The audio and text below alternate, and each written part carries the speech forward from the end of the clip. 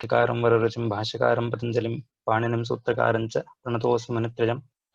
योगेन चित्तस्य पदेन वाचां मलं शरीरस्य च वैद्यकेन योपाकरोत्तं प्रवरं मुनीनां पतञ्जलिं प्राञ्जलिदानतोऽस्मि। वृत्तो भाष्ये तथा धातूनाम पारायणादिषु विप्रकीर्णस्य तन्त्रस्य क्रियते सारसङ्ग्रहः। इष्टिपसङ्ख्यानवति शुद्धगणा विवृतगूढसूत्रार्थ व्युत्पन्नरूपसिद्धिः वृत्तिरियं काशिका नाम। व्याकरणस्य शरीरं परिनिष्ठितशास्त्रकृतं कृत्यमेतावत् शिष्टः परिकरबन्धः क्रियते अस्य ग्रन्थकारेण।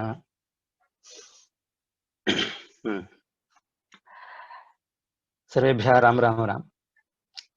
एतावत्पर्यन्तम् अस्माभिः वर्णेषु ये वर्णैकदेशाः सन्ति वर्णान्तरसमानाकृतयः तेषां वर्णग्रहणेन ग्रहणं कर्तव्यं वा न कर्तव्यं वा इति विषयमधिकृत्य चर्चा प्रवृत्ता आसीत्। वर्णेषु ये वर्णैकदेशाः वर्णान्तरसमान आकृतयः तेषु तत्कार्यं भवति वा न भवति वा इति शङ्कायां न भवति इति वृत्तिकारेण उक्तम्। एवं वर्णेषु वर्णान्तरसमानाकृतयः ये वर्णैकदेशाः सन्ति, उदाहरणार्थम् ऐ इत्यत्र ईकारस्य, ओ इत्यत्र उकारस्य च, एवं अकार इकारादीनां ग्रहणं भवति वा एकारे ऐकारे च तथा एवं वर्णान्तरसमानाकृतीनां अन्येषां वर्णानामपि वर्णग्रहणेन तद्ग्रहणेन अकारग्रहणेन एकारस्थस्य अकारस्य ग्रहणं भवति वा, इकारग्रहणेन एकारस्थस्य इकारस्य ग्रहणं भवति वा इति शङ्कायां न भवति। ते तत्सादृश्यं वहन्ति, परन्तु तावता ते वर्णाः इति न अङ्गीकर्तव्यम् इति तैरुक्तं।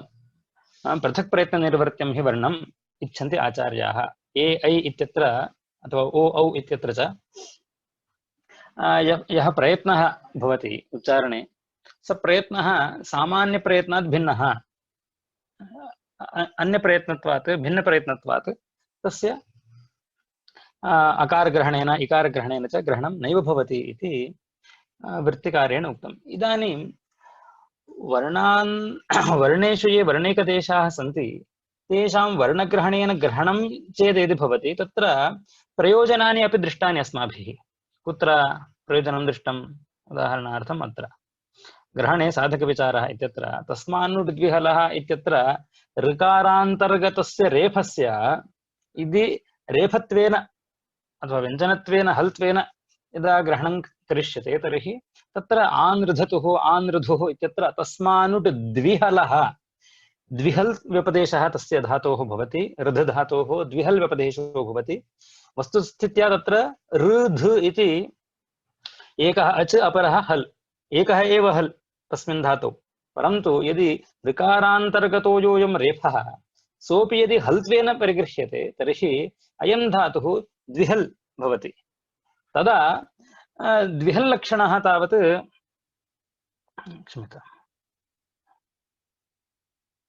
द्विहल्लक्षणः नुडागमः सिद्ध्यति इति उदाहरणमेकं निरूपितम्। एवमेव कृपोरोलः इत्यत्रापि कृपधातोः अवयवभूतो योऽयं रेफः तस्य लकारादेशो भवति इति उक्तौ तावत् यत्र शुद्धः अथवा गुणे सति अथवा वृद्धौ सति यत् रेफः सम्पद्यते तस्यैव रा इति वा, अथवा ऋ इति वर्णात्मकस्य अज्रूपस्य तदन्तर्गतस्य रेफस्यापि लत्वं सिद्ध्यति। क्लृप्तः क्लृप्तवान् इत्यादिषु लत्वसिद्धिः प्रयोजनम्। एवमेव मातॄणाम् इत्यादिषु नत्वसिद्धिः अत्र रसाभ्यां नोणसमानपदे इति नियमेन ऋवर्णान्तर्गतस्य रेफस्य र इत्यनेन परिग्रहणं क्रियते चेत्, रेफत्वेन परिग्रहणं क्रियते चेत् तर्हि विनामसिद्धिः नत्वसिद्धिर्भवति इति एतानि तावत् प्रयोजनानि उक्तानि आसन्। यदि वर्णेषु ये वर्णैकदेशाः भवन्ति ते यदि वर्णग्रहणेन गृह्यन्ते तर्हि एतानि प्रयोजनानि इत्युक्तं। तर्हि यदि वृत्तिकारः न भवति इति उच्यते, वृत्तिकारेण किमुक्तम्? एतेषां वर्णानां वर्णान्तरसमानाकृतीनां तावत् पृथक् वर्णग्रहणेन ग्रहणं नैव कर्तव्यम्। वर्णैकदेशे ये वर्णाः सन्ति अन्यवर्णेन सह सादृश्यं वहन्ति, परन्तु ते वर्णग्रहणेन न गृह्यन्ते इति सिद्धान्तितं चेत् वृत्तिकारेण तर्हि एतेषां प्रयोजनानां का गतिः इति प्रश्नः आयाति। तर्हि तेषां समाधानं कथं करणीयम् इति चेत् वृत्तिकारः वदति नुड्विधिलादेशविनामेषु ऋकारे प्रतिविधातव्यम्। यदि प्रयोजनम् अस्ति चेत् प्रयोजनं वक्तव्यं चेत् अन्यथा तेषां साधनं करणीयं। कथम् इति चेत् नुड्विधौ ऋकारग्रहणं कर्तव्यम्। नुट् इति विधानं क्रियते। कुत्र नुट् विधीयते? आन्धृधतुः इत्यत्र तस्मान्नुड्द्विहलः इति सूत्रेण तस्मान्नुड्द्विहलः इति सूत्रेण नुडागमः विधीयते अभ्यासस्य वा न उत्तरखण्डस्य उत्तरखण्डस्य नुडागमः विधीयते। तादृशेषु स्थलेषु ऋकारस्यापि ग्रहणं भवति इति वक्तव्यम् इति। एवं नुड्विधौ प्रतिविधानं कर्तव्यम्। एवं लादेशे अपि ऋकारग्रहणं कर्तव्यं। क्लिप्तः क्लिप्तवान् इत्यत्र कृपधातोः योऽयं ऋवर्णः तत्र लृवर्णः आदेशो भवति इति एवं वक्तव्यं। कृपोरोलः इत्यत्र एवमेव विनामे अपि विनामः इत्युक्ते नत्वं रसाभ्यां नोणसमानपदे इति सूत्रेण नत्वं विधीयते। तस्य नत्वविधानस्य विनामः इति प्राचीनाचार्याणां संज्ञा वर्तते। सो विनामे अपि ऋकारग्रहणं कर्तव्यं। रसाभ्याम् इत्यत्र ऋ रेफ शकार एतेभ्यः उत्तरस्य नकारस्य नत्वं भवति इति एवं किमपि तत्र अन्वाख्यानं कर्तव्यम् इति वृत्तिकारेण सूचितम्। नुड्विधिलादेशविनामेषु ऋकारे प्रतिविधातव्यं। नुड्विधौ ऋकारग्रहणम् आनृधुः इति सिद्ध्यर्थं। लादेशे ऋकारग्रहणं क्लुप्तः क्लुप्तवान् इति सिद्ध्यर्थं।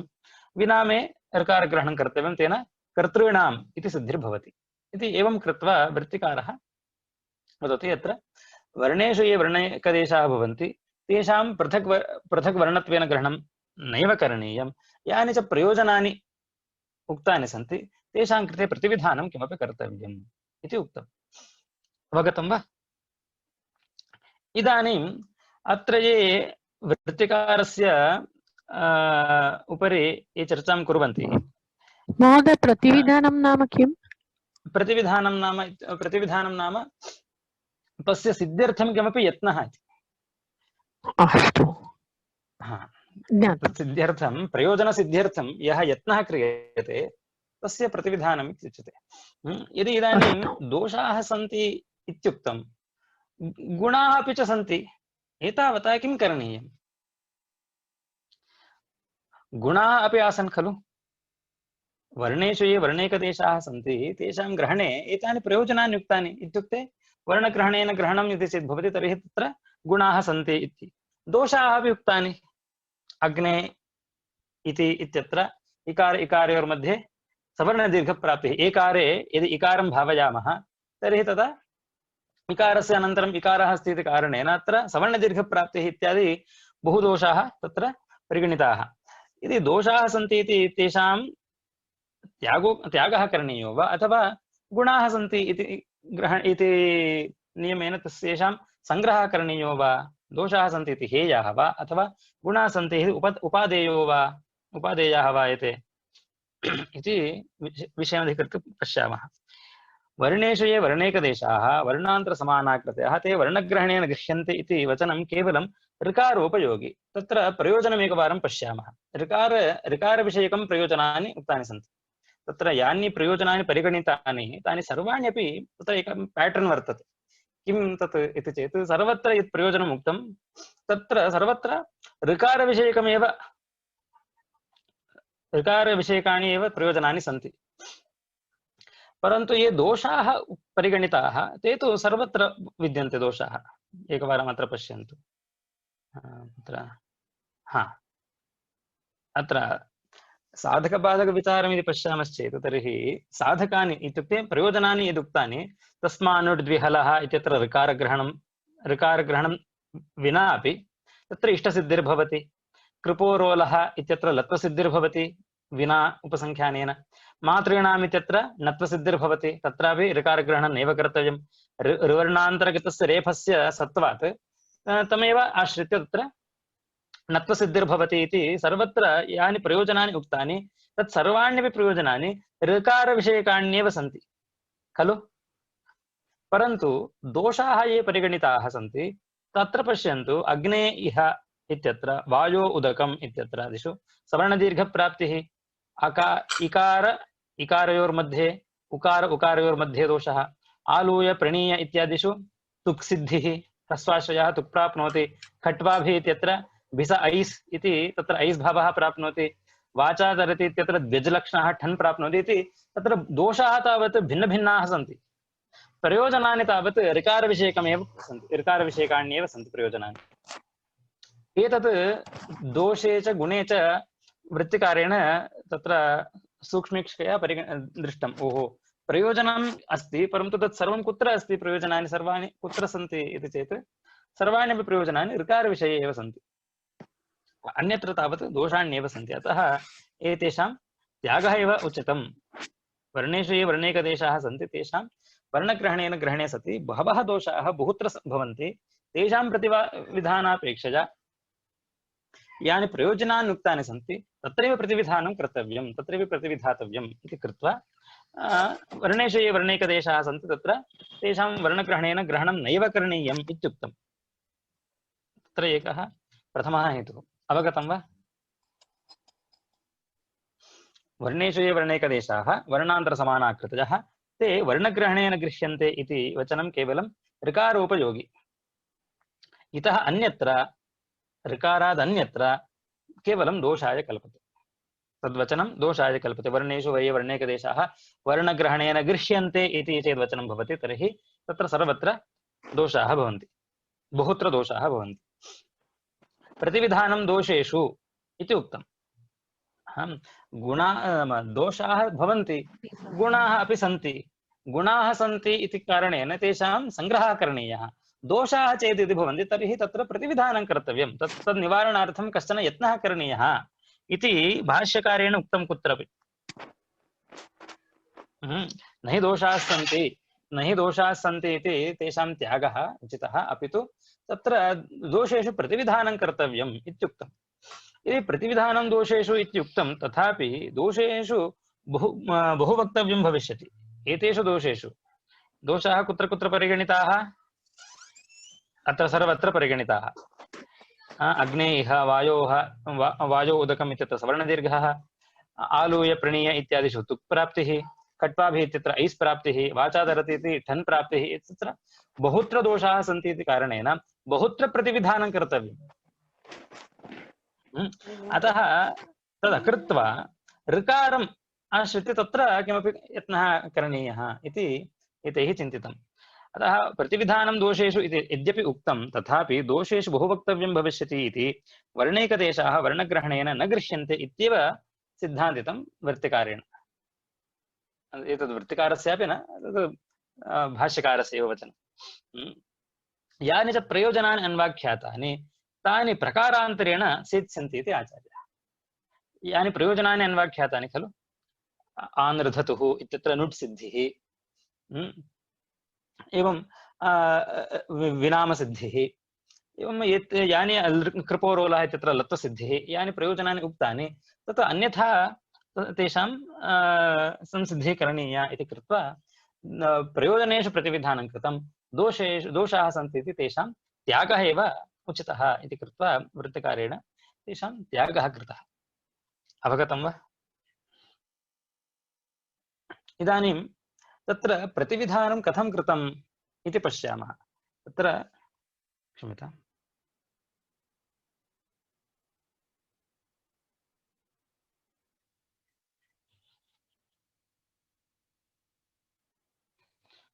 इदानीं दृश्यते वा आं महोदय इदानीं नुड्विधौ पश्यामः नुड्विधिः कुत्र आनृधतुः आनृधुः इत्यत्र नुड्विधौ प्रतिविधानं कृतं नुड्विधौ आनृधतुः आनृधुः इत्यत्र नुट् यथा स्यात् ऋध इति धातुर्वर्तते तत्र ऋधधातोः ऋकारान्तर्गतो योऽयं रेफः स यदि हल्त्वेन परिगृह्यते चेत् तर्हि ऋध इति धातुः द्विहल् धातुर्भवति द्विहल्त्वात् तस्य नुट्सिद्धिः तस्मानुट् द्विहलः इति सूत्रेण नुट्सिद्धिर्भवति इति कृत्वा तत्र प्रयोजनम् अन्वाख्यातम्। इदानीं तत्र ऋध इति धातोः योऽयं रेफः अथवा रेफसदृशः कश्चन वर्णः यदि मध्ये अस्ति तस्य रेफत्वेन परिगणनं न क्रियते चेत् सिद्धान्तमनुसरामः तत्र यदि वर्णेषु ये वर्णेकदेशाः ऋकारान्तर्गतो योऽयं रेफः स यदि रेफग्रहणेन न गृह्यते चेत् तर्हि किं भवति ऋध इति धातुः कीदृशो भवति इदानीम् एकहल् धातुर्भवति एकहल्त्वात् तस्य नुट्सिद्धिर्भवति वा नुट्सिद्धिः एकहल् धातूनां नास्ति यः धातुः द्विहल् भवति तस्यैव नुट्सिद्धिर्भवति महोदय नुट् विधानस्य किञ्चित् एक्स्प्लेन् करोति वा इत्येव न जानामि पुनः तत् प्रदर्शयामि तत् सर्वम् उक्तमासीत् तत्र ऋध इति धातुर्वर्तते ऋध इति धातोः कुत्र अस्ति अत्र वा क्षम्यताम् आनृधतुः इति दृश्यते वा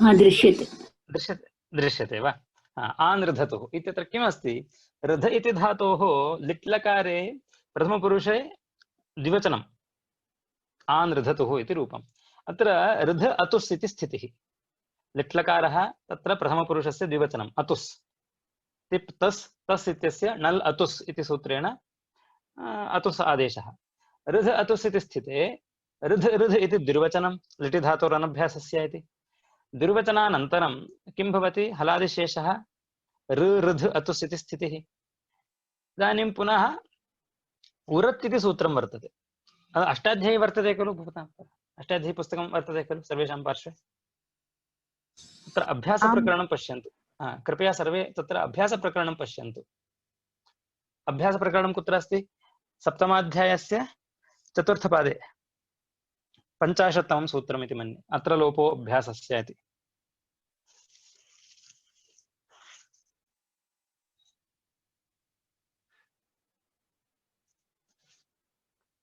प्राप्तं वा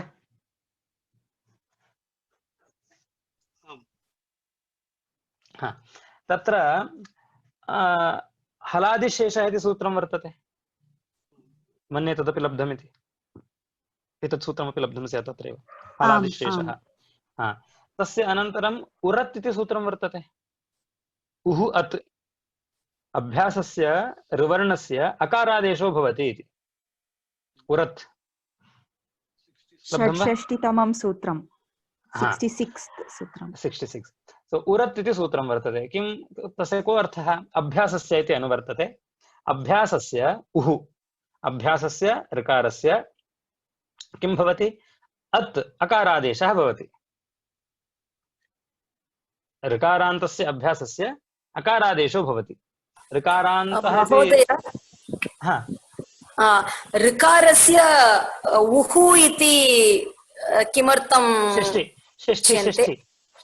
षष्ठ्यन्तं रूपं ऋ इत्यस्य षष्ठी विभक्तौ तावत् उहु इति भवति मातुः पितुः इति यथा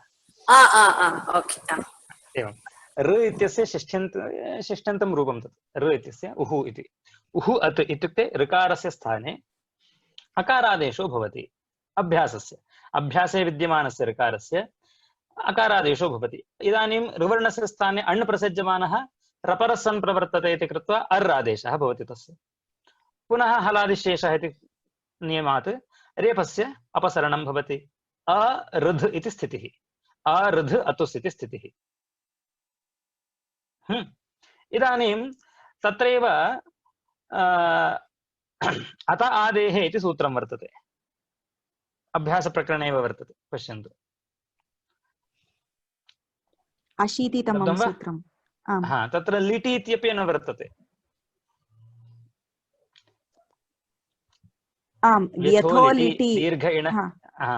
यथो लिटि दीर्घ इणः इति अत आदेः इति सूत्रम् व्यथो लिटि इति सूत्रात् लिटि इति अनुवर्तते लिटि परतः यः अभ्यासः तस्य आदेः अकारस्य किं भवति दीर्घः भवति।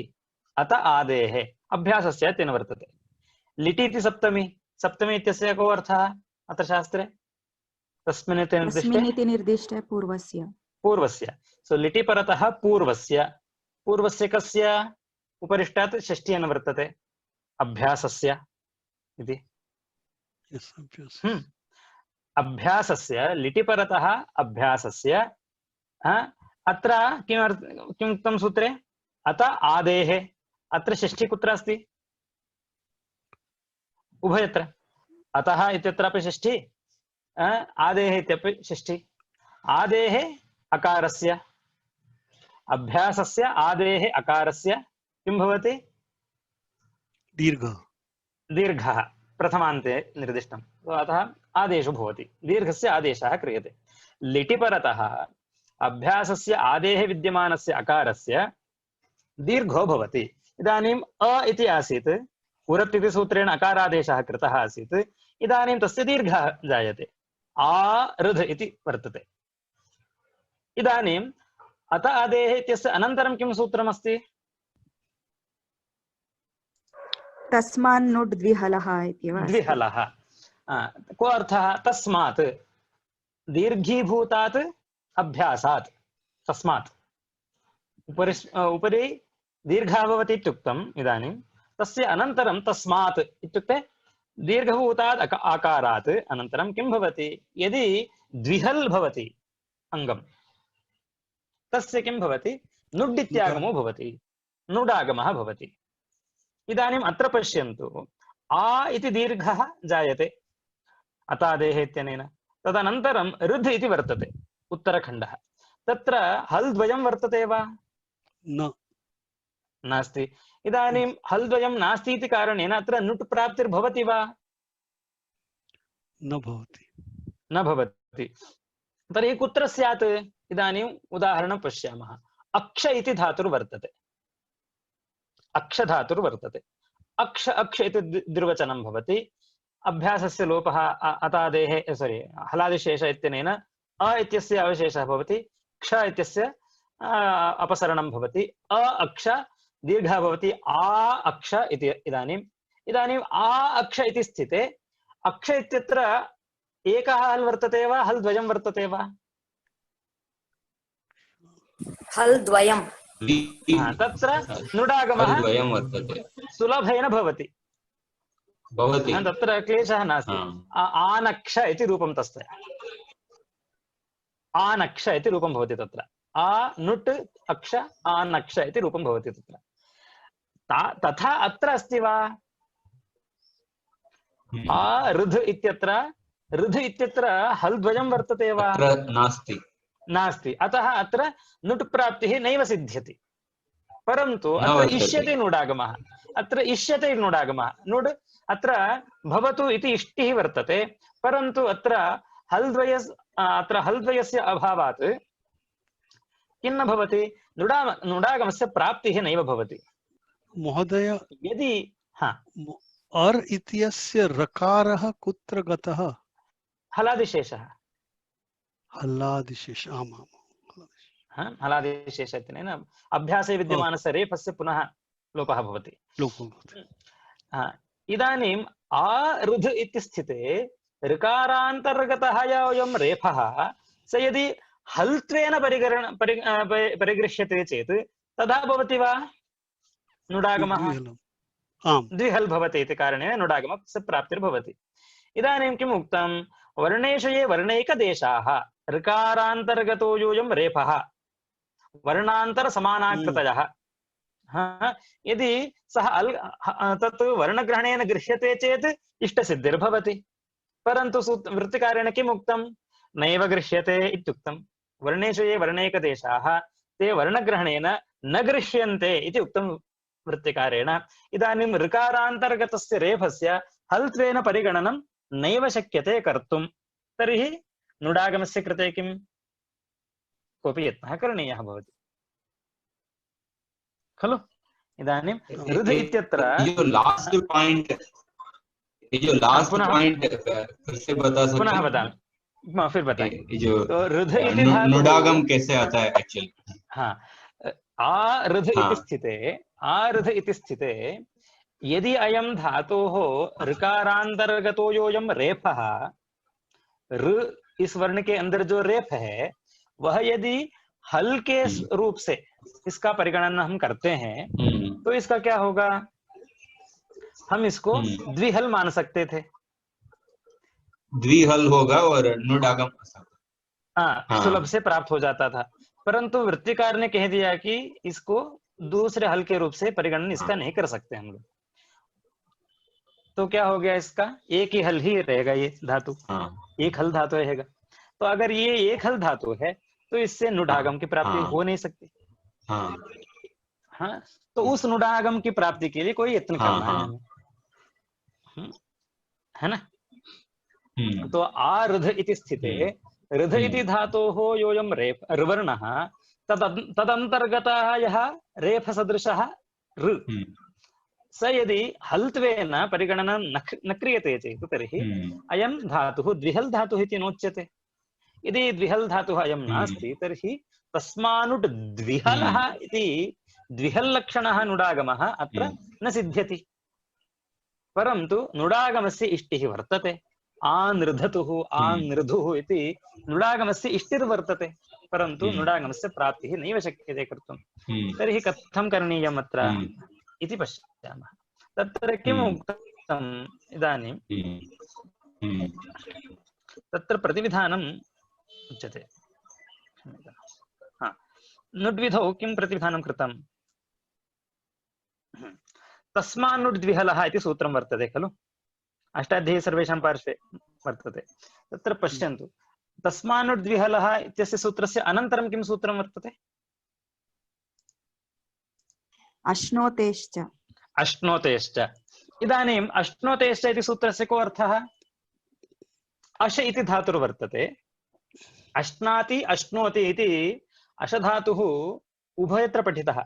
अश्नाति इत्यस्य कस्य गणस्य अयं धातुः अश्नाति, श्ना विकरणः कुत्र भवति, क्रयादिगण, क्र्यादिषु एकः अशधातुर्वर्तते। अश्नोति श्नु विकरणः कुत्र वर्तते, श्नु विकरणः कस्य गणः, स्वादिभ्यः श्नुः। स्वादिगणे एकः धातुः स्नाविकरणः इति क्र्यादिगणे च विद्यते। तत्र अश्नोतेश्च इति वचनात् श्नुविकरणस्य अशधातोः ग्रहणं कर्तव्यम् इत्यर्थः। इदानीम् अश् इति धातुर्वर्तते, तस्यापि लिट् लकारे नुडागमस्य इष्टिः वर्तते, आनशे आनशाते आनशिरे इति रूपं तस्य। इदानीं पूर्वस्मात् सूत्रात् प्राप्तिः आसीद् वा तस्य धातोः, तस्मानुट् द्विहलः इत्युक्तत्वात् अशधातुः द्विहल् नास्ति इति कारणेन, द्विहल् नास्ति इति कारणेन अशधातोः विषये नुडागमः भवतु इति अप्राप्तौ इदं सूत्रम् आरभ्यते। नुडागमस्य अप्राप्तौ इदं सूत्रम् आरभ्यते, अश्नोतेश्च इति सूत्रम्। तेन आनशे आनशाते आनशिरे इत्युक्तं भवति। इदानीं प्रश्नः क्रियते, अत्र तस्मान्नुड्द्विहलः इति सूत्रात् इदं द्विहलः इति अस्ति खलु, तत्पदं निष्कासयामः, तत्पदं मास्तु। अत्र किं सूत्रं भवति, तस्मात् नुट् इति सूत्रम्। यत्र यत्र दीर्घः भवति, धातोः अकारस्य दीर्घः भवति, तस्य अनन्तरं नुडागमः भवति इति सूत्रार्थं कुर्मः। अरे तर्हि अतिव्याप्तिर्भवति खलु, सर्वत्र नुडागमस्य प्राप्तिर्भवति। यत्र एकहल् भवति तत्र स्थलेपि आट आटतुः आटुः इत्यत्र अपि एवं सिद्ध्यति। पश्यन्तु, अत्र तस्मानुट् द्विहलः इति सूत्रे द्विहल् ग्रहणं किमर्थं कृतम्, आट आटतुः आटुः इत्यत्र नुडागमः नैव भवेत्, अर्ह इति धातुर्वर्तते, अर्ह पूजायां। तत्र आनरः आनर्हतुः आनर्हुः इत्यत्र यथा स्यात् इत्येवमर्थं तत्र तस्मानुट् द्विहलः इत्युक्तम्। एवं खलु, द्विहल् ग्रहणं किमर्थं कृतं, तत्र द्विहल् ग्रहणम् एतदर्थं कृतं, यत्र धातुः एकः धातुर्भवति, उदाहरणार्थम् अट इति धातुः, अटति इति, तादृश धातूनां नुडागमः यथा न स्यात्। अट इत्यत्र अट अट द्विर्वचनं भवति, अ अट इति द्विर्वचनं भवति, पुनः तस्य दीर्घोऽपि भवति, परन्तु दीर्घे कृते अपि अयं धातुः एकः धातुर्वर्तते इति कारणेन तस्य नुडागमः यथा न स्यात् इत्येवमर्थं तत्र द्विहल् ग्रहणं कृतम्। इदानीं सूत्रकारस्य सूत्रम् आक्षेपन्ति किमिति इति चेत् द्विहल् ग्रहणं मा कुर्वन्तु, तस्मानुट् इत्येतावदेव सूत्रं कुर्वन्तु इति। अतः यदि तस्मान्नुट् इति एतावदेव सूत्रं भवति तर्हि किं भवति दोषः, कोऽत्र दोषः भवति?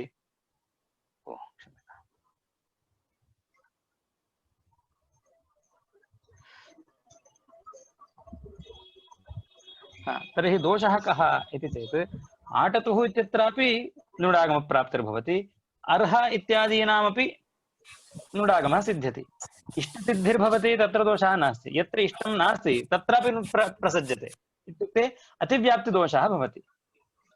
यत्र इष्टं तत्र सिद्ध्यति, यत्र इष्टं नास्ति तत्रापि यदि नुट्प्राप्तिर्भवति तर्हि अतिव्याप्तिदोषः भवति। अतिव्याप्तिदोषवारणार्थम् अश्नोतेश्च इति सूत्रं भवति। तस्मानुट् इति एतावदेव सूत्रं भवतु। अटादिषु या अतिव्याप्तिः प्रसज्यते सा अतिव्याप्तिः कथं वार्यते इति चेत् तत्र अश्नोतेश्च इति सूत्रस्य नियमार्थतया भवति। नियमार्थत्वात् अश्नोतेश्च इति सूत्रं भवति। अश्नोतेश्च इति सूत्रम् अष्टाध्यायीं पश्यन्तु सर्वे, अष्टाध्यायीं पश्यन्तु, तत्र तस्मानुट् इति एतावदेव सूत्रमस्ति, द्विहलः इति नास्ति। द्विहल् शब्दस्य अभावे तत्र किं भवति, दीर्घीभूतात् अभ्यासात् उत्तरस्य उत्तरखण्डस्य नुडागमः भवति इति सर्वत्र नुडागमप्राप्तिर्भवति। यत्र सर्वत्र प्राप्तौ अश्नोति अशुधातुर्वर्तते खलु, अत्रापि प्राप्तिरस्ति वा न वा पूर्वस्मादेव सूत्रात्? प्राप्तिरस्ति। ये यत्र धातु यत्र यत्र धातुः एकः अस्ति तथापि भवति। कुतः? तत्र तस्मानुट् द्विहलः इति सूत्रात् द्विहलः इति पदं निष्कासितम्। इदानीं द्विहलः इति पदं नास्ति। सूत्रार्थः कः? दीर्घीभूतात् अभ्यासात् उत्तरस्य नुडागमः भवति इति एतावदेव। जहां जहां आपको अभ्यास में दीर्घ होगा उन सभी अभ्यासों के बाद धातु नुडागम होता है, इतना ही सूत्रार्थ होगा। हाँ, तब क्या होगा, दोष क्या होगा? सब सर्वत्र तत्र सर्वत्र अपि तत्र नुडागम प्राप्ते भवति। तत्र सर्वत्र नुडागम प्राप्तौ अशुधातोः अपि नुडागमः भवति वा न वा?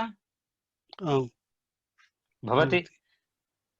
सो तस्मानुट् इति इति इदेन सूत्रेण सिद्धे पुनः अश्नोतेश्च इति किमर्थं वक्तव्यं भवति? केवलम् अश्नोते एव भवति, नान्येषाम् इति नियमार्थं भवति। यदि अश्नोतेश्च इति सूत्रम् अस्ति तर्हि तत् किं वदति? इदानीं द्विहल् शब्दस्य अभावे तस्मानुट् द्विहलः इत्यत्र यदि द्विहल् ग्रहणं न क्रियते तर्हि सर्वत्र प्रसक्तिर्भवति नुडागमस्य। तदा अश्नोतेश्च इति सूत्रं नियमार्थं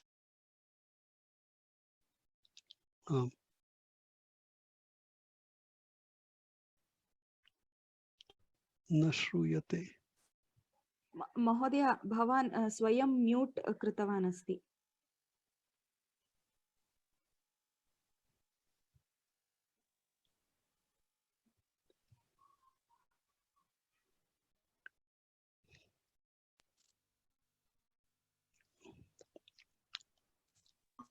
क्षम्यताम्।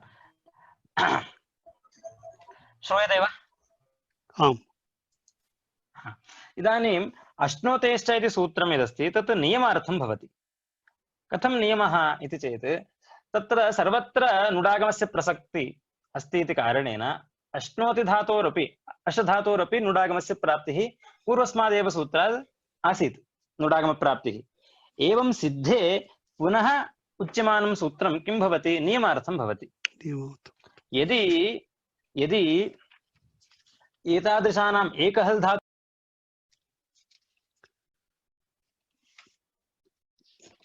न श्रूयते। एकहल् धातूनां मध्ये यदि नुडागमश्चेत् भवति तर्हि अशधातोरेव भवतु, अन्येषां मास्तु इति।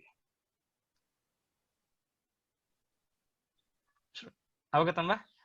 यदि एकहल् धातूनां मध्ये यदि नुडागमश्चेत् भवति तर्हि अशधातोरेव भवतु, अन्येषां मास्तु इति नियमार्थम् इदं सूत्रं भवति।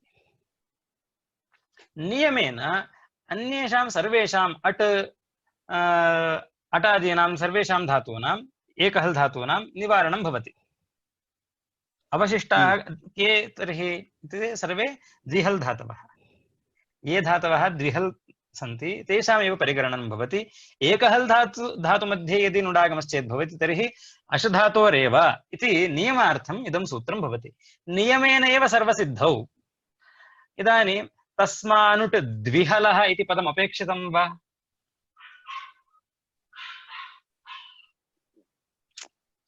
नापेक्षितम्। तस्मानुट् इति एतावदेव सूत्रं, तस्य अनन्तरम् अश्नोतेश्च इति नियमार्थं सूत्रं। तस्मानुट् इति एकं सूत्रं, तेन सर्वत्र नुडागमः भवति। तस्य अनन्तरम् अश्नोतेश्च इति द्वितीयं सूत्रं, तत् नियमार्थं भवति। एकहल् धातूनां मध्ये यदि अडागमः तर्हि अशधातोरेव भवतु, अन्येषाम् एतादृशानां मास्तु इति। तेन अटधातोः निवृत्तिर्भवति। अन्येपि एकहल् धातवः ये अकारादयः सन्ति ते सर्वे अपि तत्र नियमात् वारिताः भवन्ति। अतिव्याप्तिः तस्य नियमात् वार्यते। एवं च विना द्विहल् ग्रहणेनापि, विनापि द्विहल् ग्रहणं तत्र इष्टसिद्धिर्भवति। एवं सिद्धे अपि पुनः द्विहल् ग्रहणं करोति सूत्रकारः। अटादिषु नुट्प्राप्ति वारणार्थं द्विहल् ग्रहणं न कर्तव्यम्। अश्नोतेश्च इति नियमार्थं भविष्यति। एकहल् धातूनां यदि भवति नुट् तर्हि अश्नोतेरेव। एतेन अटादिषु नुट् नियमाद् वारितो भवति। एवं नियमादेव सर्वत्र इष्टसिद्धिः अस्ति। तथापि पुनः किं करोति सूत्रकारः? तस्मानुट् द्विहलः इति द्विहल् पदम् उच्चारयति। तत् क्रियमाणं किं ज्ञापयति इति चेत् ऋकारान्तर्गतस्य रेफस्यापि हल्त्वेन परिग्रहः अस्ति अत्र। नुडागमविषये ऋकारान्तर्गतो योऽयं रेफः वर्तते खलु, सः अत्र नुडागमविषये हल्त्वेन परिगणनं तस्य वर्तते। अतः द्विहल् इति उक्तं तेन। अवगतं वा? अश्नोतेश्च इस सूत्र के नियमार्थ होने से ही सर्वत्र इष्ट सिद्धि हो सकती थी। बिना आपको द्विहल ग्रहण की जरूरत नहीं पड़ती थी। वहां पर आपको बिना द्विहल शब्द के उच्चारण से ही सभी धातुओं के लिए आप नुडागम की विधान कर दीजिए। सभी धातुओं ने नुट की प्राप्ति होने पर अश्नोतेश्च क्या कर रहा था? अश्नोतेश्च आएगा और ये कहेगा कि देखिए, अगर आप एक हल वाले धातुओं से आप नुडागम की इच्छा करते हैं तो वो सिर्फ अश्नोति के लिए ही मिलेगा। दूसरे एक हल धातुओं से आप नुडागम की इष्टि नहीं कर सकते। जैसे उससे अट धातु आदि सारे जितने भी एक हल धातु जितने भी थे वो सारे हट गए बिना आपके द्विहल शब्द के। द्विहल करके द्विहल शब्द के उच्चारण से जो एक हल वाले धातुओं को जो आप निकाल रहे थे वो बिना आप द्विहल के उच्चारण से अश्नोतेश्च का जो नियमार्थ है उससे वो सारे एक हल वाले धातु हट गए। यह भवान वदति तः काशिका भाष्ये एव वर्तते। मूले नास्ति, एतत् व्याख्याने वर्तते। तस्मात् एव ज्ञातुं शक्यते, अन्यथा ज्ञातुं न शक्यते। काशिकायामपि भवति अग्रे। अश्नोतेश्च सूत्र को आप पढ़ेंगे, यदा अश्नोतेश्च इति सूत्रस्य पठनं भवति वृत्तौ तदा एतत् सर्वं स्फुटं भवति। तद् पूर्वमेव तत्र तस्य ज्ञानं भवतु इति कारणेन मया उच्यते। ऋकार रेक्कदेशो रेफो हल ग्रहणेन गृह्यते तेन इह अपि द्विहलो अंगस्य नुडागमो भवति। आन्द्रीधतुः आन्द्रीधुः आन्द्रधुः इति। आन्द्रधुः। तो एवं च ज्ञापकात् किं साधयति अत्र, एवं नियमादेव इष्टसिद्धि भवति, तथापि द्विहल् ग्रहणं करोति। तस्मानुड् द्विहलः इति पुनः सूत्रकारः द्विहलः इति पदम् उच्चारयति। तेन किं ज्ञापयति सूत्रकारः इति चेत् एतादृशानां धातूनामपि ऋ इत्यत्र विद्यमानस्य रेफस्यापि हल्त्वेन परिगणनं कर्तव्यं, तेन आनृधतुः इत्यादीनां सिद्धिः यथा स्यात् इत्येवम् अर्थं तत्र द्विहल् ग्रहणम् एतादृशानां धातूनां कृते एव कृतम्। अष्टाध्याय्याम् एकोऽपि वर्णः अधिकं नास्ति, तस्मात् द्विहलस्य व्यर्थं नास्ति, तस्मात् एवं वक्तव्यं भवति। यदा कोऽपि सम्भाव्यते अधिकम् अस्ति, व्यथा अस्ति, तदा किमपि कारणम् व्यर्थः नास्ति एव, कारणम् अवश्यं भवति इति। अवश्यं भवति। यदि विना अपि तस्य उच्चारणं यदि इष्टसिद्धिर्भवति चेत् पुनः तत् सूत्रकारः एवं सिद्धि अपि पुनः शब्दस्य उच्चारणं करोति चेत् तर्हि किमपि वक्तुम् इच्छति सः, तस्य अभिप्रायः इतोपि वर्तते इति अस्माभिः परिशीलनीयम्। यत्र यत्र एवमेवं भवति तत्र पुनः उच्चारणस्य अन्यथा सिद्धौ सत्यामपि पुनः उच्चारणस्य किमपि अन्यत् प्रयोजनं वर्तते। सूत्रकारः किमपि अन्यत् वक्तुम् इच्छति, अत्र तस्य विवक्षा किमपि अस्ति इति विषये अस्माभिः अवलोकनं देयम्। एवं च अत्र पुनः द्विहल् ग्रहणं कृतं यदस्ति तत् एतादृशानां परिगणनार्थम् एतेषामपि सङ्ग्रहः यथा स्यात्, ऋ इत्यत्र विद्यमानस्य रेफस्यापि हल्त्वेन परिगणनं यथा स्यात्, तेन नुडागमस्य विषये इष्टसिद्धिर्भवति। एवं च तत्र वक्तव्यम् इति नास्ति, ऋकारस्यापि परिगणनं कर्तव्यम् इति वक्तव्यं नास्ति, द्विहलः इति पदेनैव तत्र इष्टसिद्धिर्भवति इति एकः। अपरः कृपोरोलः इति सूत्रम्। एकं प्रयोजनं तावत् साधितं, विनापि वचनं नुडागमस्य विषये इष्टसिद्धिः कृता। इदानीं कृपोरोलः इति विषयमधिकृत्य उच्यते। कृपोरोलः इत्यत्र कृपः धातोः योऽयं रेफः तस्य लकारादेशो भवति, कल्पनम् इत्यत्र सिद्ध्यति, परन्तु क्लिप्तः क्लिप्तवान् इत्यत्र न सिद्ध्यति इति दोषः उक्तः। इदानीं तस्य वारणं क्रियते। कथं? कृपोरोलः इत्यत्र ऋग्रहणं कर्तव्यं वा? कृप इति धातोः योऽयं ऋवर्णः तस्य लृवर्णः आदेशो भवति इत्यपि वक्तव्यं वा? कृपधातोः यदा रेफः भवति, उदाहरणार्थं यदा गुणः क्रियते अथवा वृद्धिर्वा क्रियते, तदा ऋ इति साक्षात् रेफस्य श्रवणं भवति। अर्भूतः आर्भूतः रेफः साक्षात् श्रूयते।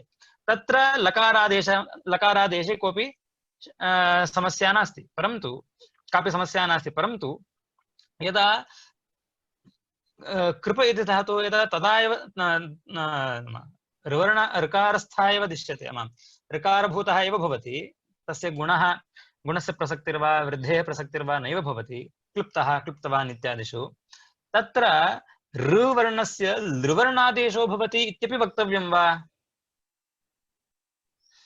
इति शङ्का कृता। तर्हि उक्तं नैव करणीयं, तथा किमपि कोऽपि वचनं नारम्भणीयं। कृपोरोलः इत्यत्र ऋकारग्रहणं कर्तव्यं वा? न कर्तव्यं। कृतं सूत्रकारेण। कथम् इति चेत् अत्र कृपो इति वर्तते खलु पदं, कृपोरोलः। तत्र कृपोरोलः वस्तुस्थित्या कथमस्ति? कृपः रः लः इति सूत्रं खलु। कृपः रः लः सन्धिकार्याणि भवन्ति कृपोरोलः इति रूपं। परन्तु अत्र सूत्रकारस्य आशयः कः इति चेत् अत्र कृपो इति पदम् अस्ति खलु, तत् कृपो इति पदं षष्ठ्यन्तस्य रूपं नास्ति। कथं तर्हि इति चेत् कृप् इति धातोः अथवा कृप् इति शब्दस्य षष्ठीविभक्तौ कृपः इति भवति, तस्य रो इत्यस्मिन् परे कृपो इति भवति इति एवं न। तर्हि कृप इति अकारान्तं पदं, कृप इति अच्प्रत्ययान्तं पदं कृप इति, तत्र या विभक्तिः आसीत् तस्या विभक्तेः अश्रवणम्, अविभक्तिकः निर्देशः, अविभक्तिको निर्देशः इति। इदं श्रुतं वा भवद्भिः पूर्वम् अविभक्तिकं निर्देश अविभक्तिको निर्देशः इति श्रुतमासीत् वा पूर्वं? श्रुतम्। तत्र विभक्तिः न भवति। न महोदय, कृपया विवरणं ददातु। महोदय किं भवति, विना पदं तस्य प्रयोगार्हता नास्ति खलु। अपदन्न प्रयुञ्जीत इति यत्किमपि प्रयोक्तव्यं चेत् तर्हि तस्य पदसंज्ञा अपेक्षिता वर्तते खलु। अपदन् न प्रयुञ्जीत इति उक्तं। पदसिद्धिः कथं भवति? यदा तस्य विभक्तिः तस्मात् प्रातिपदिकात् वा धातोः वा विभक्तिः उत्पद्येते। प्रातिपदिकात् विभक्तिर्भवति, धातोः तिङ् प्रत्ययाः भवन्ति। तिङ् प्रत्ययानामपि विभक्तिसंज्ञा अस्ति, अतः तत्सर्वं पदं भवति। अथवा तिङन्तं स्यात् अथवा सुबन्तं स्यात्। परन्तु क्वचित् एवम् अस्ति यत्र विभक्तेः श्रवणं नास्ति, विना अपि तत्र विभक्तिं तत्र सूत्रकारः पदान् निर्दिशति। तस्य अविभक्तिको निर्देशः इति अर्थः। विभक्तिर्न भवति तत्र, परन्तु विभक्तेः योऽयम् अर्थः अस्ति स अर्थः तत्र वर्तते। विभक्त्यर्थः भवति, विभक्तिः नैव भवति। अविभक्तिकः निर्देशः। अरे एतत् कथं सिद्ध्यति? एवं कर्तुं शक्यते वा? विना तत्र विभक्तेः उच्चारणं तत्र विभक्त्यर्थः कथम् आयाति इति चेत् तत्र सुपां सुलुक् पूर्वसवर्णाच्छेया डाड्याया जालः इति सूत्रं श्रुतं स्यात् पूर्वं भवद्भिः। सुपां सुलुक् भवति। छन्दसि वेदेषु किं भवति? सुप्रत्ययाः ये भवन्ति तेषां लुक् भवति। अस्माभिः सुब्लोपः क्रियते कुत्र? समासेषु खलु। राजपुरुषः इत्यत्र षष्ठी विभक्तेः लुक् क्रियते अस्माभिः। कथं? सुपोधातु प्रातिपदिकयोः इत्यनेन। तत्र षष्ठी विभक्तिः न श्रूयते, परन्तु षष्ठी विभक्तेः यो अर्थः स अर्थः तत्र विद्यते एव खलु। राजसम्बन्धी पुरुषः इति अवगम्यते खलु राजपुरुषः इत्यत्र। एवमेव क्वचित् समासेषु अस्माकं लौकिके प्रयोगे समासेषु सुब्लोपः दृष्टः अथवा सुपः लुक् दृष्टः। वेदे तावत् कथं भवति? विना तत्र समासः नास्ति, तथापि क्वचित् सुप्रत्ययानां लोपः दृश्यते, अदर्शनं दृश्यते। सुपां सुलुक् पूर्वसवर्णाच्छेया डाड्यया जालः इति सूत्रेण सुपां स्थाने सुब्लोपः क्रियते, सुपः लुक् भवति इति। कुत्र भवति? छन्दसि भवति। वेदेषु एवं भवति। इदं शास्त्रं यदस्ति व्याकरणशास्त्रं, तत्र सूत्राणि यानि रचितानि सन्ति छन्दोवत् सूत्राणि भवन्ति इति वाक्यमस्ति। इदं यानि सूत्राणि अत्र शास्त्रे विद्यन्ते तानि सूत्राणि छन्दोवत् भवन्ति। छन्दसि वेदे यथा भवति तथा अत्र शास्त्रेऽपि भवति इत्युक्तं। छन्दोवत् सूत्राणि भवन्ति इति। तदनुसारेण एतस्य वाक्यस्य अनुसारेण तत्र यदि वेदे यदि सुपां सुलुक् भवति तर्हि तत् कार्यम् अत्रापि भवति। कृपः इति आसीत्, तस्य स्थाने कृपः अथवा कृपस्य इति, कृप इति अकारान्तं पदम् अच् प्रत्ययान्तं पदं कृपस्य इति वक्तव्ये षष्ठी विभक्तेः अदर्शनं क्रियते। इदानीं कृप इति एव लुक् जातः, विभक्तेः अदर्शनं जातं, परन्तु तस्य अर्थः वर्तते। इदानीं कृप इत्यस्य को अर्थः? कृप इत्यस्य स्थाने इत्यर्थः, अथवा कृप इति अवयवभूतस्य इत्यर्थः। कृपः इति वक्तव्ये अथवा कृपस्य इति वक्तव्ये कृप इति उच्यते। तदनन्तरम् उहु, कृप प्लस् उहु, रः लः। सूत्रं कथं? तस्य कृप इति अविभक्तिको निर्देशः कृप उहु रः लः इति सूत्रम्। उहु इत्यस्य को अर्थः? ऋ इत्यस्य षष्ठी विभक्ति। हाँ, अ प्लस् उ ओ, कृपो रोलः इति सूत्रम्। I have got two with me, both don't give that. आप जो कह रहे हैं जी वो दोनों में नहीं है, तो I mean, it will be. I guess it will be in Kashika Vritti. जी जी जी जी, वो But कृपोरोल Kashika सूत्र में है। Vritti. हाँ, कृपेः धातु कृपोरोल, रेफस्य लकारो हाँ लकारादेशो भवति. So हाँ I mean, what it will be great. आप कर रहे हैं indirectly, but can we go in Kashika? Like ji ji ji, we read Kashika itself in this class. Can we do that? हाँ हाँ हाँ, ये बहुत अवश्य अवश्य, मुश्किल है वो, क्योंकि वो जी हमको सीखना है. आप कह रहे जी जी हैं, जी आप उसका जी मतलब डायरेक्टली बता रहे हैं, जी, बट आप एक एक सेंटेंस से हमको मतलब बताएंगे, then we learn to read Kashika. हाँ जी सर, मैं इसका आपको एड्रेस बता दूंगा, हाँ ये जहाँ से ये वाक्य निकल रहे हैं ना काशिका से, हाँ, तो वो वी कैन कृपोरोल, गो थ्रू हाँ द कमेंट्री. हाँ हाँ इज इट सो अवश्य, हार्ड? लाइक ना दिस ना इज ना, सूत. आई मीन, जो हाँ आप कह रहे हैं दोनों वृत्ति में नहीं है. आई मीन, जो जी जी नीलेश जी ने लिखा है वहां भी नहीं है, और मेरे पास जी एक दूसरी किताब है ईश्वर दत्त जी की, ईश्वर चंद्र जी जी की, उसमें भी जी जी नहीं है. जी So ji, both the books नहीं don't have what you are saying. है ना, कृपोरोलः जो सूत्र है, कृपोरोलः हाँ सूत्र जो है ना, वहाँ हाँ, जहाँ 8वें अध्याय में, 8वें करेक्ट अध्याय का जो सूत्र है वहाँ जो व्याख्यान है उसमें है। हाँ, that's right. So आपको हाँ हमको हाँ बताना पड़ेगा, because we can't ji ji understand ji Kashika. जी जी जी जी जी, नहीं नहीं You have to teach us how to read Kashika. जी जी जी जी जी जी, तो So आप sorry. वहाँ, नहीं कोई नहीं कोई नहीं, Yeah. तो एवं च कृपोरोलः इत्यत्र अवश्यं, कृपोरोलः इति सूत्रे एतत् सर्वं वर्णितं वर्तते, तस्मात् सूत्रात् अहम् उद्धरामि. आम्. कृपोरोलः इत्यत्र, कृपोरोलः इति सूत्रे यद्यद् उक्तमस्ति तद् अत्र उद्धरामि. तद् अत्र यत् प्रतिविधानं कर्तव्यम् इति उक्तं ऋल् ऋक् अथवा एवोङ् अयोच् इति सूत्रे, तत्र विवरणं नास्ति.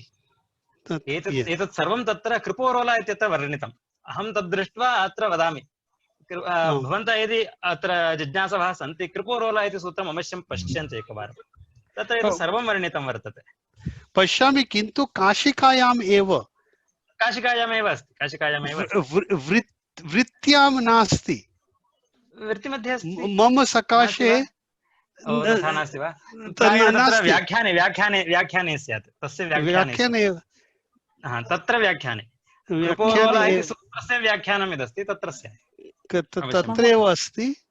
हा महोदय, हा इदानीं भवता कृपोरोलः इति सूत्रस्य एवं विभागः कृतः, कृप हा उः रः लः इति, हा तथा एव किल? हा, तथैव तथैव. तत्र षष्टिविभक्ति समासविषये षष्टिविभक्तिः भवति, तत्र कृपस्य इति स्थाने कृप इति तत्र विभक्तेः लोपः जातः, पुनः कृप उः रः लः एवं सूत्रस्य विभागः कृत्वा इदानीं विवरणं यच्छन् अस्ति. सत्यं सत्यं. अस्तु महोदय, धन्यवादः. अस्तु, इदानीम् उः इत्यस्य को अर्थः इति चेत् ऋ इत्यस्य षष्टिविभक्तिः इति अर्थः. कृपधातोः अवयवभूतः यः ऋवर्णः, कृपधातोः अवयवभूतः यः रेफः, तस्य लकारादेशो भवति इति सूत्रार्थः वर्ण्यते. इदानीं आक्षेपः कः आसीत् इति चेत्, ऋ इति धातोः योऽयं ऋवर्णः अस्ति, कृप इति धातुः, क्षम्यतां, कृप इति धातोः योऽयं ऋवर्णः अस्ति, तत्र ऋवर्णान्तर्गतः यः रेफः, स रेफः यदि वर्णग्रहणेन न गृह्यते चेत् कृपोरोलः इत्यत्र लत्वश्रुतिः तस्य नास्ति, न भविष्यति, क्लुप्तः क्लुप्तवान् इति इष्टसिद्धिर्न जायते इति आक्षेपः कृतः आसीत्. तत्र प्रतिविधानं कथं कृतं तैः इति चेत्, तत्र कृप इति धातोः कृपो इति रूपं यदस्ति, अथवा कृपोरोलः इति सूत्रे कृपो इति शब्दस्य विभागः करणीयः, पदच्छेदः कथं करणीयः इति चेत् कृपा उः इति करणीयः. तथा क्रियते चेत् तर्हि किं भवति, उः इति षष्टिविभक्तिः ऋकारस्य, कृप इति धातोः योऽयं ऋकारः वर्तते, तस्यापि लत्वं भवति, रेफस्यापि लत्वं भवति. अथवा तत्र वृत्तिकारेण अन्यथापि एकम् उक्तं, कथम् उक्तम् इति चेत्, कृप रः इति वर्तते खलु, अयं रः लः कृपो रो लः इत्यत्र एवं विभागः मास्ति एव, तथापि इष्टसिद्धिः कर्तुं शक्यते। कथम् इति चेत् अत्र ऋ इति न रेफः, तर्हि रेफश्रुतिः इत्युक्तम्। कृपोरोलः इति सूत्रे काशिकायां तत्र कृपोरोल इति सूत्रे कथम् उक्तं वर्णितम् इति चेत् तत्र कथम् उक्तं, कृप इति धातोः योऽयं ऋवर्णश्रुतिः वर्तते, कृप इति धातोः योऽयं रेफश्रुतिर्वर्तते, तस्य रेफश्रुतेः एव लत्तश्रुतिरादेशो भवति।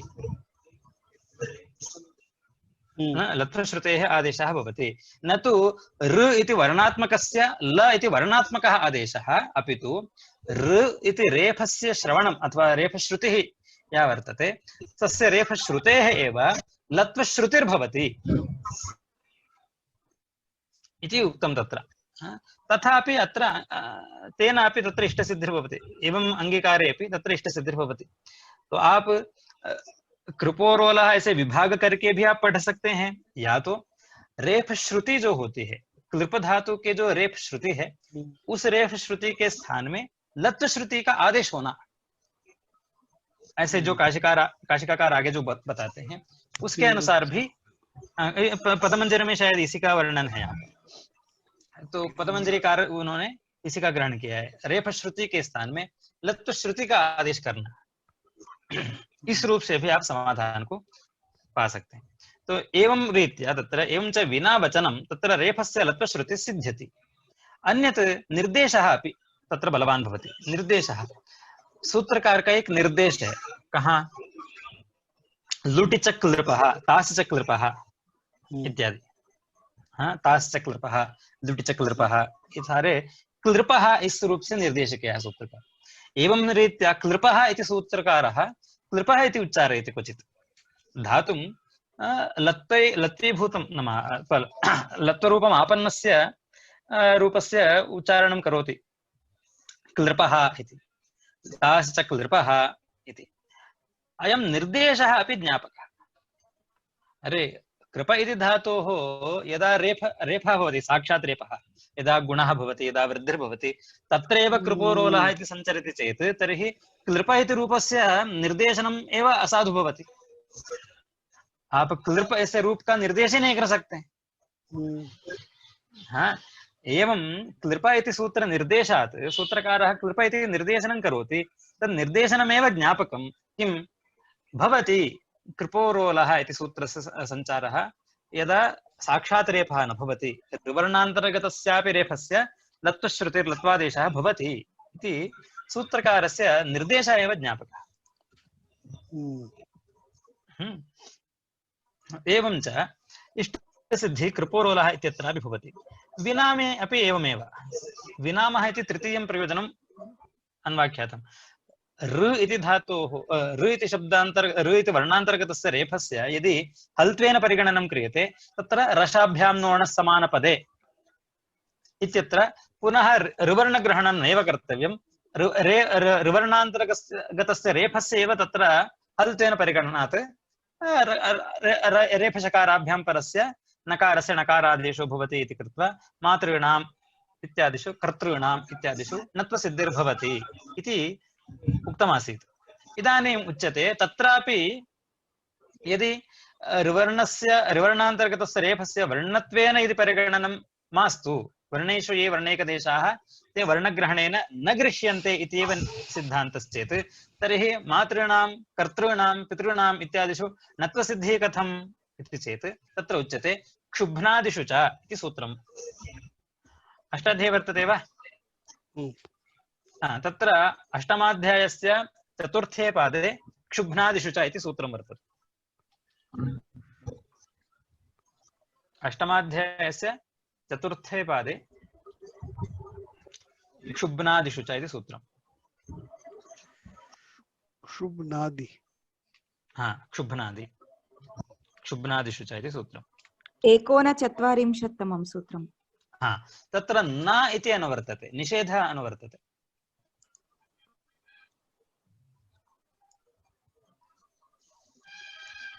अस्ति वा? शुभ्नादि क्षुब्नादिषु च इति सूत्रे निषेधः अनुवर्तते न इति वर्तते वा? नभाभूपु इत्यतः नपाभूपु गमि गमि प्यायि वेपाम् इति सूत्रात् न इति अनुवर्तते। तत्र क्षुब्नादिगणे एकं पदं वर्तते निर्नमनम् इति। निर्नमनम् इति वर्तते। क्षुब्नादि इति गणः पठितः, तस्मिन् गणे शब्दाः सन्ति, तत्र निर्नमनम् इति पदस्य पाठः वर्तते। निर्नमनशब्दस्य नत्वं न भवति इत्येवम् अर्थं क्षुब्नादिषु निर्नमनशब्दस्य पाठः क्रियते। क्षुब्नादि इति मास्तु, क्षुब्नादि इत्येव भवतु इत्येवं कृत्वा इत्येतदर्थं तत्र क्षुब्नादिषु च इति सूत्रम् उक्तं। तत्र निर्नमनस्य शब्दस्य पाठः क्रियते गणपाठे। गणपाठस्यापि कर्ता आचार्यः एव स्वयं पाणिनिः। इदानीं निर्नमनशब्दस्य नृ इत्यस्य अनन्तरं नमनम् इति पदं, नमन इति पदं। तत्र नृ इति ऋवर्णाद् अनन्तरस्य विद्यमानस्य नकारस्य नत्वप्राप्तिः अस्ति, तत् मास्तु तत्र नत्वं न स्यात् इत्येवम् अर्थं नृनमनपाठं क्षुब्नादिगणे पठति। इदानीं चिन्तयामः, यदि ऋवर्णान्तर्गतस्य रेफस्य वर्णत्वेन परिगणनमेव नास्ति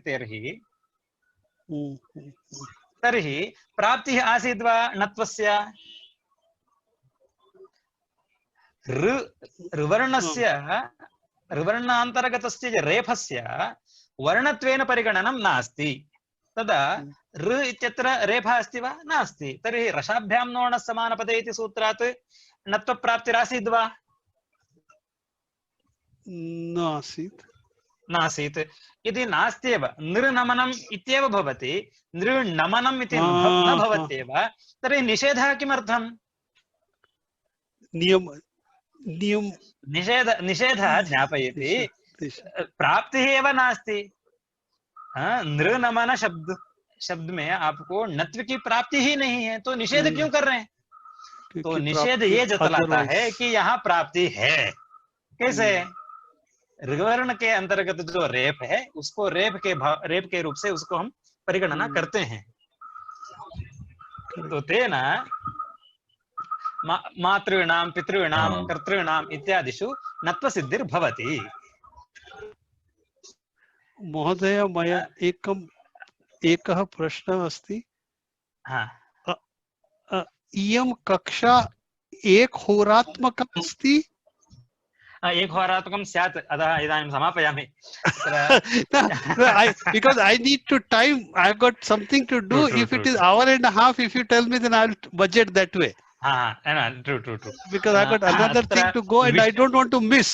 Because what you say is so important, I don't want to miss it. So, sorry about that. न चिन्ता नास्ति। विषयस्य समाप्तिर्भवतु इति कृत्वा मया बोधामि।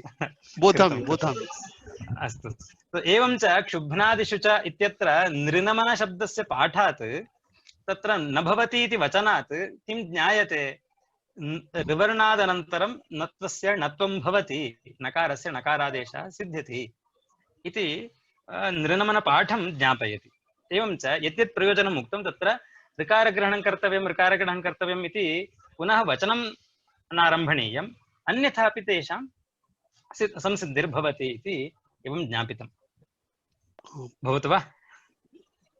Very good. आई मीन आप जो पढ़ा रहे हैं वो बाकी कोई बता नहीं सकता, पढ़ के खुद से नहीं कर सकते। What you are telling, I can see, are very, very important things to understand that. So, thank you very, very much. Thank you. अस्तु, धन्यवादः। समापयामः। अग्रिमकक्षा अग्रिमवारे भविष्यति।